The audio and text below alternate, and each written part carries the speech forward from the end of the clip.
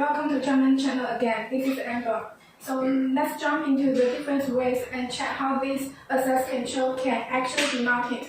So we have a wall mounted device that can place on the wall wherever you want to have it on. We also have the table stand device that can be placed on any platform that you wanted to have it on too.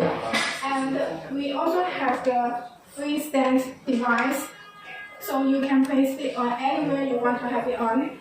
These options are all available for you and even within your own facility.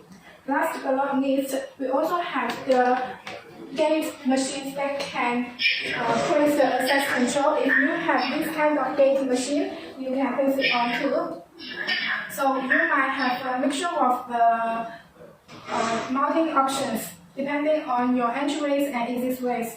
So please tell us where you will place the device on, and we can recommend you the suitable one and quote you the best price. This is the brief introduction of the mounting options. So see you next time. Bye bye.